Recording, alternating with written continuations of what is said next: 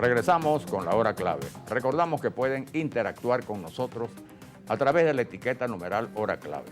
Y le damos la bienvenida a nuestro invitado Jesús Lara. Jesús es historiador, ¿no? Importante historiador.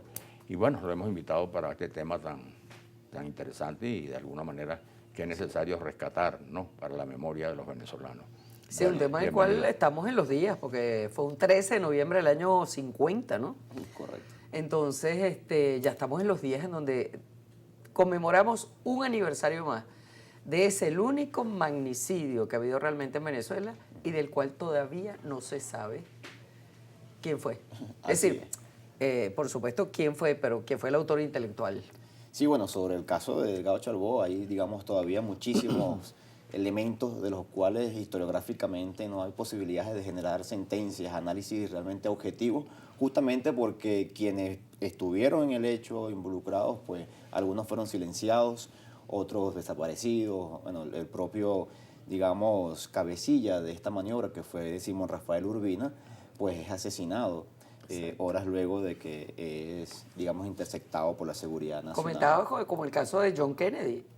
Correcto. Tú vas matando a toda la cadena y cuando vienes a ver ya perdiste el contacto, ya perdiste los eslabones y no vas a llegar nunca a esclarecer realmente qué pasó. Y además que es importante, digamos, contextualizar también a la audiencia que este es un evento que va a trastocar a la historia de Venezuela, no, por el impacto que es la muerte del presidente de la República, ¿no? Que es el presidente de la Junta Militar, el jefe de Estado de este contexto histórico, que viene además a aparecer en la política nacional a partir de otro golpe al Ejecutivo, que va a ser el golpe del 18 de octubre de 1945, que es cuando Carlos Delgado Chalbó aparece en la escena política, digamos, en forma directa, pues participa en esta conspiración, porque recordemos que lo que está en juego en este contexto político son intereses generacionales, es decir, hay una generación de militares que venían de la, digamos, del caudillismo gomecista, los llamados chocopiedra, que habían sido, digamos, leales al gomecismo, y tenemos esta generación de la cual es Carlos Delgado Chalbó, un hombre pues de la élite caraqueña, un intelectual,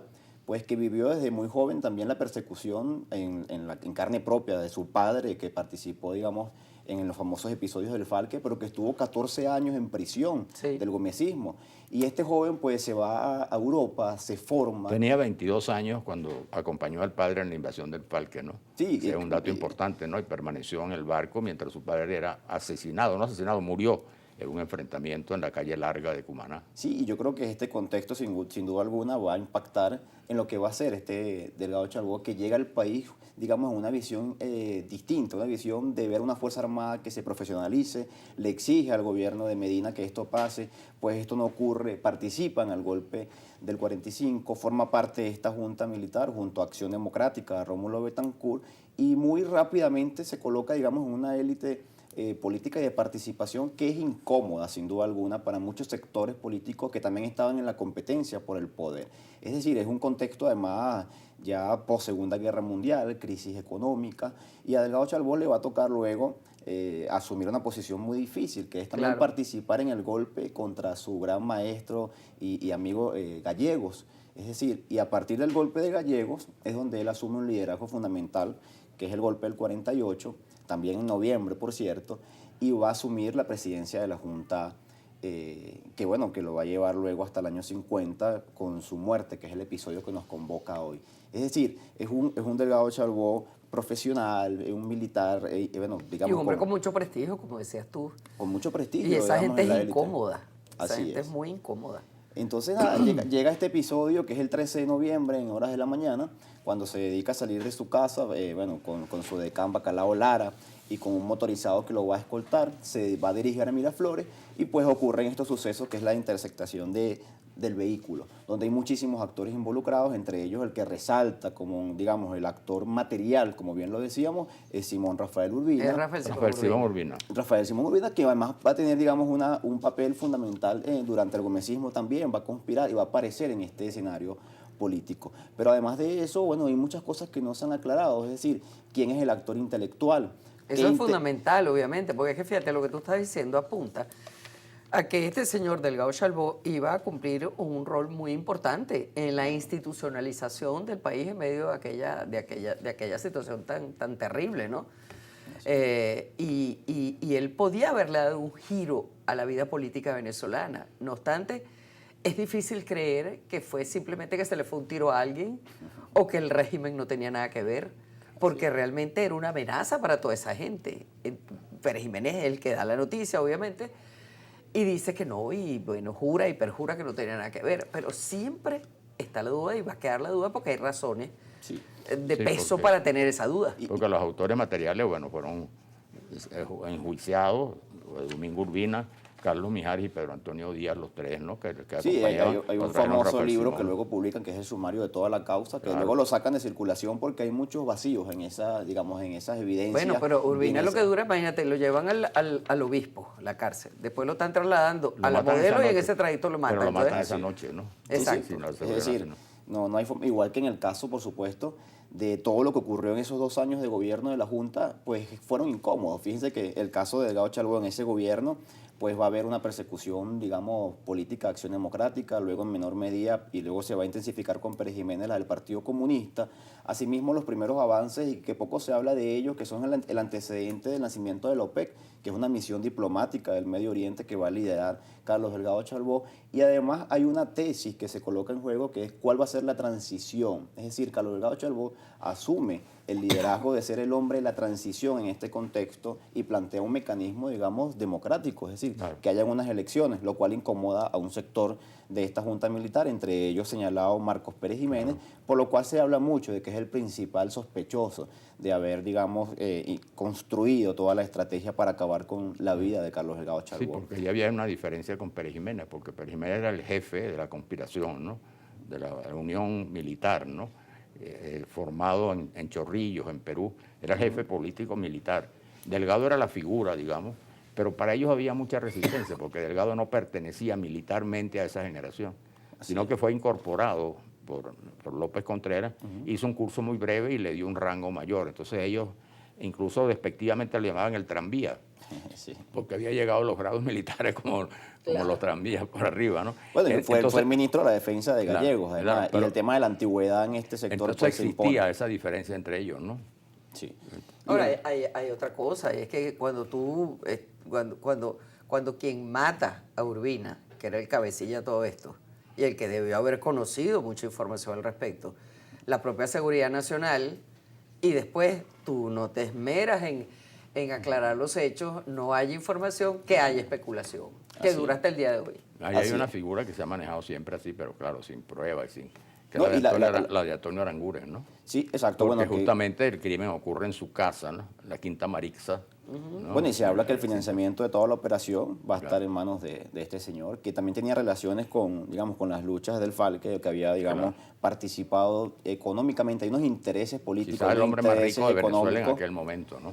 Sí, pero A yo creo través que de las concesiones petroleras. si algo nos deja este evento, que es fundamental analizar, digamos, para la memoria del venezolano, para la memoria histórica, es que primero se impone la muerte, ¿no? Como un elemento para acabar con lo que pudiera ser la transición de un país que Exacto. iba, digamos, a reconstruir pues, su visión política, Y institucional. eso era lo que iba a facilitar esta figura de Delgado Chalbo. Exacto, y él era como el engranaje, porque, digamos, tenía una relación, digamos, una visión de Estado, una visión, digamos, por su experiencia en Versalles, además por su formación académica, que era incómoda, y era incómoda justamente porque esos mecanismos que va a ir agarrando y el liderazgo que va a asumir en este proceso de la Junta, pues va a ser, sin duda alguna, el punto de quiebre para estos episodios que lamentablemente hoy todavía no tenemos claridad de ellos. La misma esposa le reclama luego a Pérez Jiménez, le envía una carta muy famosa en donde le exige, bueno, cuáles son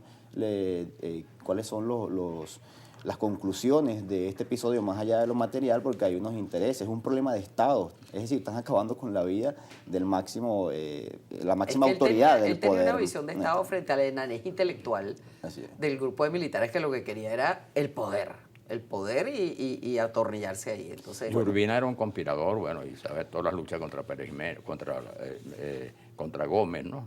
Que encabezó todas las luchas contra Gómez, pero también tenía problemas con el gobierno en relación a algunos intereses que lo habían afectado cuando se incautaron los bienes, ¿no? El 45. Sí, que y esa es una, reclamaba también. esa es una de las y principales culpaba. medidas que la Junta luego va Claro. a tomar, es decir, el trienio ADECO, el sectarismo del trienio ADECO y algunos elementos allí constitucionales de los cuales no está de acuerdo Delgado Chalbo, porque fíjense que ellos vuelven a la Constitución del 36, no asumen la propia Constitución que tenía aparentemente una estructura avanzada con el voto directo, universal y secreto, pero hay algunos elementos muy radicales en esa Constitución, como el inciso al faro, que es muy conocido, que es la facultad que le da la Constitución al presidente para enjuiciar a quien sospeche de alguna, digamos, artimaña política para acabar con el Estado en sí mismo a través de golpes, a través de Pero atentados. inciso parecido que existió durante López Contreras, ¿no?